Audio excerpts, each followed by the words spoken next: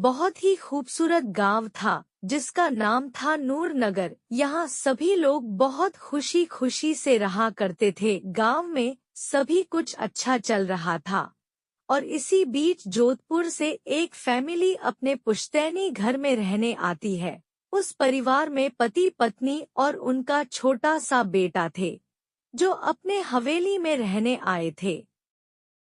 सभी के आते ही गांव वालों में खुशी की लहर दौड़ पड़ी, क्योंकि यह फैमिली कोई और नहीं बल्कि इसी गांव में रहने वाले एक पुराने जमींदार की थी और गांव वाले उनकी बहुत इज्जत करते थे। सब कुछ ठीक चल रहा था, लेकिन अचानक एक दिन इस परिवार के बच्चे की तबीयत अचानक बिगड़ने लगती है। सभी को लगता है मौसम का परिवर्तन हुआ होगा, लेकिन बात तो कुछ और ही थी।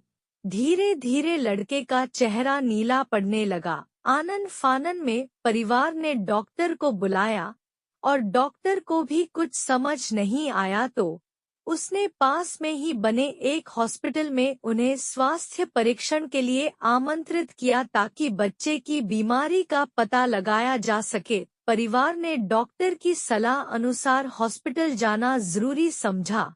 सारे परीक्षण होने के बाद भी कुछ नहीं हासिल हुआ। जैसे ही सारा परिवार गांव पहुंचा तो गांव के कुछ बुजुर्गों ने बच्चे की हालत देखकर उन्हें ओझा के पास जाने को कहा। आज भी गांवों में पुराने रीति रिवाज के अनुसार झाड़ फूंक करके इलाज करने की प्रथा कायम है। परिवार सभी लोगों ने आश्रम में प्रवेश किया, लेकिन बाबा ने केवल उस बच्चे को पास आने को कहा। बच्चे की हालत बहुत ही खराब थी। उसकी आंखें लाल हो चुकी थी, उसका शरीर नीला दिखाई पड़ रहा था और उसके शरीर का तापमान आम बुखार से कहीं ज्यादा था। ओझा ने विभूति उठाकर के बच्चे के मुंह पर फेंका। बच्चा जमीन पर लेट गया और जोर जोर से हाथ पैर हिलाने लगा। किसी को कुछ नहीं समझा रहा था कि बाबा की विभूति से क्या चमत्कार हुआ कि बच्चा अपने आप जमीन पर लेटकर ऐसी हरकतें करने लगा।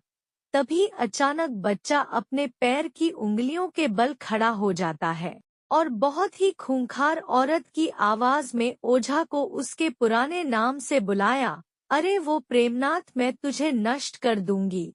लड़के का ऐसा स्वर सुनकर उसके माँ बाप घबरा गए। लड़के को इस अवस्था में देखकर उन्हें कुछ समझ नहीं आ रहा था कि ऐसा क्यों हो रहा है। तभी ओझा ने एक मंत्र पढ़कर बच्चे को अपने काबू में किया।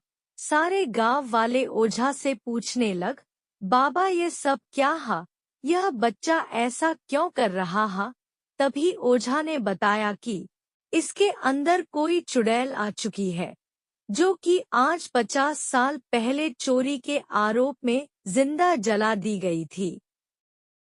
उसे ऐसी सजा देने वाले कोई और नहीं बल्कि इसी बच्चे के दादाजी थे और वह चुड़ैल अपना बदला लेने इसलिए आई है क्योंकि वह गर्भवती अवस्था में जिंदा जली थी और उसके कोख में पल रहा मासूम बच्चा भी जल गया।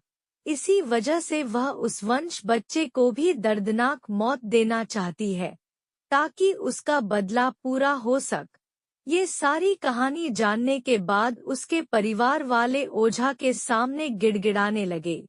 रोज चुड़ैल और उसका पूरा मार्केट में घूमने जाते थे और रोज मार्केट से सामान खरीदते थे और अपने बच्चे की जान की भीख मांगने लगे।